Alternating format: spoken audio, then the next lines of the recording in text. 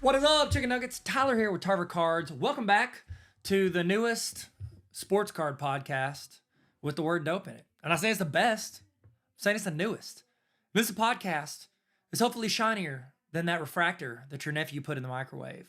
Today I want to dive into something that is a controversial, but people get upset about it. Like some people love it, some people hate it. I feel like there's not a lot of middle ground here, and that is celebrities in the sports card market. It's like whenever they start showing up courtside at games and they put them on the film, they're like, hey, look, Timothy Chalamet, look at him at the Knicks game. Or, Spike Lee, he's a legend at the Knicks games. Sometimes when it's on the screen, they cheer for him. And then sometimes they put Jerry Jones on there and everybody starts booing because they're mad that the Cowboys are losing or whatever. And so it's like your perception of that person, I think, also impacts how much you like or dislike it. So if a celebrity or notable person that you like is talking about something else you like, it makes you like them even more. Whereas if you don't like them or don't care about them or feel like they're taking away the glory that is your hobby, some people get upset. Okay, but I want to focus on one, people jumping in and how that could impact your collectibles, your value, and then talk through some pros and cons of what it looks like and how it affects your pockets, if you will. All right, so let's start off with this one. This is speaking of controversial figures. Do you guys remember Logan Paul? Remember, what's up, Logan? And he had that Charizard, I think it was the illustrator. He had it as a necklace and wore it with a gold chain and was on like WWE or WWF. I still don't know the difference. I think one of them is a worldwide like foundation for helping that I always get confused with wrestling. Anyways, so let's look at how this could impact us as collectors. So whenever they come into the scene, whenever you've got Drake, who is opening up, 86 Fleer packs with Golden on an Instagram live stream, or he was chasing the logo man, the LeBron triple logo man. I think that was what he was chasing with the immaculate boxes, and he posted that on his story. What you're doing is you're having a celebrity promote, whether they're paid by Fanatics or whoever, Panini, whoever's paying them to talk about them, promote them, put them on there. What it's doing is it's bringing more attention to the market. For instance, me, I collected sports cards like crazy in the 90s, like a lot of people my age, a lot of millennials. You collected like crazy, you love Michael Jordan, you had his poster on the wall, and then you started playing sports and or trying to date girls, and you quit collecting. And something else became focused. Sports cards existed that whole time. Not gonna lie, really wish that I would have collected a lot of them. I wish I would have put my little eyes in there and be like, oh, who's this LeBron James guy? Buy a few of his rookie cards, or Tom Brady would have bought some of his real early on. That would have been dope. But if I would have stayed in it, it would have continued to be relevant for me. I don't think I thought about sports cards probably not more than once a year for 2 decades. Like I wasn't thinking about them actively. And so it's not that I disliked them. It's that it just wasn't a part of my personal zeitgeist. It wasn't rolling around in my head. It wasn't shaking around in my Magic 8 ball. And so what happens is when these celebrities post on their Instagram stories, Emma Thompson, famous actress, she just pulled a 101 card. I think it was a baseball player. I can't remember who. But what it's doing is when she posts that on her Instagram story, or the story gets circulated out there, the people that are already in those hobbies, that already do those things, they don't care a lot of times. Because who are you? This is my hobby. Get out of here. As opposed to like a player they love going on and liking a picture. Whenever we got to meet Jordan Poole, he was like, I see your videos all the time. He saw our videos because I started collecting sports cards a few years ago, and I started collecting Jordan Poole when he first got drafted. Love the Warriors, and I'm posting videos of me collecting a ton of his rookie cards. And so that athlete who we watched, this NBA player, knew who we were. He knew who we were just because of social media. So if he got into sports cards, started collecting, I would like that more because it's a player I like. Whereas Emma Thompson or Drake or Gary Vaynerchuk, whoever it is, if you're not a fan of them, you're going to be a little more jaded towards them jumping in. Like, oh, it's a pump and dump. Like a lot of people gave Gary V a hard time for the pump and dump stuff. Gary V, I followed him for marketing advice because he's really good at marketing advice. And I do a lot of social media marketing and I promote my education stuff. And his advice, he had built up value with me in that arena because he had given me a lot of good advice that had worked for me. Okay, not all of it had worked, but a lot of it had. So when he got into sports cars, I started seeing those videos. He was one of the first people that I watch because I didn't know any good sports card, people to go watch. I wanted to consume and I also wanted to learn more about sports cards when I first got in. And if I don't want to keep bugging my buddy Chris, who was in sports cards and got in like a year before me, and I'm like, hey, Chris, can you tell me how this works? Or what is graded cards? Or what is all this? Instead of bugging him all the time, I would like to watch stuff. And in that bridge to like from not knowing anything to wanting to learn something, a lot of times we want to go on bridges that we're comfortable with. And so we go towards people that have given us value in other areas. A lot of people like Drake's music. So maybe the fact they like Drake's music, and it's not going to convert everybody over. They're not going to be like, oh, Drake posted a picture on Instagram about sports cars. I'm going to go buy sports cars. Most people aren't going to do that. But as a touch point, I wish I had had more sports cards touch points over like from 1998 to 2019. Or 2020, I wish I would have had more sports cards touch points because maybe one would have connected and I would have gotten in sooner before 2020 and everything blew up. Because who would I have collected? Michael Jordan. Whose cards are worth a ton? Michael Jordan. So I would have been awesome if I'd have gotten into MJ cards, especially those 90s inserts, which I would have gotten into back in 2007, 2010. That would have been dope. Granted, I had no money because I just got out of college. I was married and having kids, and I didn't have no money for nothing. I'm working like 2 or 3 jobs. So I wouldn't have had the money to do it. Sorry. It was my 12th birthday this week.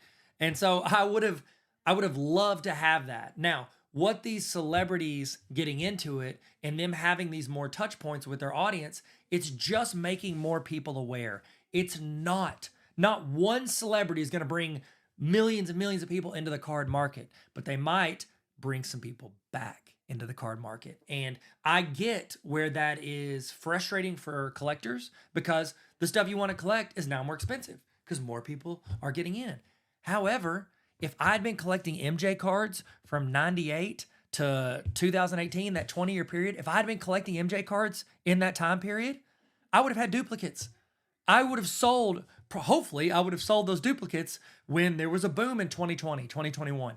I would have sold some of those. And I could now fund that or real estate projects we're working on, trips with my kids. Like, we look at, a lot of times it's easy to focus on the negative sides of these celebrities jumping in because it raises the price of what you're trying to collect.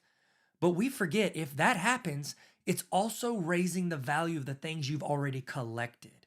So as you see these influencers jumping in, don't be the first to rush to the front line. Be like, this is my hobby. Get out here. Like, first off, why can't we not be inclusive of people who are getting into this? And I get that some people are like, well, they're only getting into it because Fanatics is paying them. Yeah, because Fanatics has dumped a lot of money into this and they want to see their investment grow. And they know, just like your favorite sports card influencer promotes Zion cases or, whatever grading company, it's because a lot of times after they built up a following and built up trust with this community, those companies saw that they could make more money and benefit by adding more validity to their product by investing in that influencer. Now that influencer is full-time getting to travel around and go to card shows and you can meet them and hang out with them. Like, it's all inclusive. And I think that us ragging on that or complaining about that, I think that only adds to this perspective that some people have when they first get in the hobby, that it's a lot of negativity.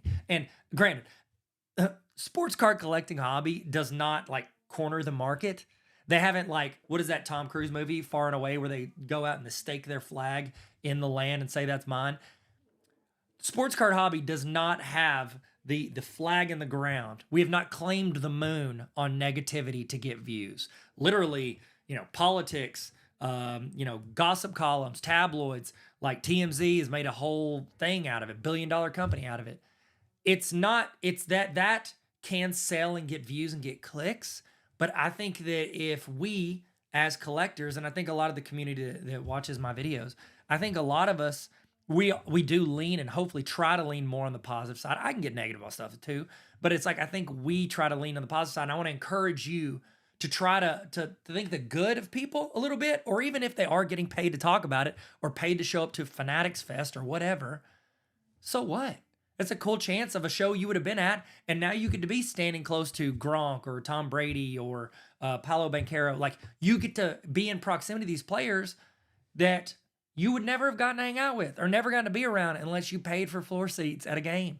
And especially if they're retired, then it's really tough because Tom Brady don't got to go to these shows to sign autographs to make extra money. Dude got paid like hundos of millions of dollars, okay? So he doesn't need to go. And so that's why I'm thinking, like, these young players that I really like, like Jordan Poole or that's pretty much the only young player I like. Steph Curry. Steph Curry's not going to be at shows signing stuff. So these I'm sorry, I'm really getting off topic here, but these young players, these celebrities, their money, because the salaries have gone up so much, they're not going to be as accessible when they retire. Okay, Steph, I say that. Steph, I seem like he shows up at everything, but LeBron James, you ain't going to be within 100 feet of him. Like, unless Fanatics does call him and say, hey, we're going to pay you $1 million to go to show to Fanatics Fest New York. Go hang out for 2 hours. That's what it's going to take. Okay. And again, I'm leaning into the athletes, but with celebrities as well. They're going to show up to these things, bring more attention, get more views, hopefully in a positive way. So maybe we can be more inclusive to the people they're bringing in and help guide them and not complain that they're there because they saw Drake or Logan Paul or Gary Vee or Emma Thompson open up a pack of cards. Instead, be like, that's awesome. What sports do you like? I can recommend a couple inexpensive cards that you should go open. Here's where you can find them. Here's websites. Here's a breaker. Whatever it is to help them get in the hobby, maybe we could be a little more positive, a little more inclusive in helping them get in. So those are my thoughts. I would love to know your thoughts. So feel free to go to the YouTube channel, Tarver Cards, find this video and give me your thoughts. If you're listening on Apple Podcasts or Spotify, I think Spotify has a comment feature. Don't have a clue if I know how to turn that on or not because I'm recording a few episodes before I launch, so we'll find out. So just know that with this podcast, this is the worst it'll ever be because I'm just now getting used to doing this and building this. And so it's going to get better. It's only uphill from here. So what are your thoughts? Let me know. What do you think about celebrities in the card market? And I don't know, give me your opinion. Here's a good one in the comments. What is the name of a celebrity or someone outside of the sports card market? Whether they're an athlete, an actor, or whoever, influencer, scientist, I don't know.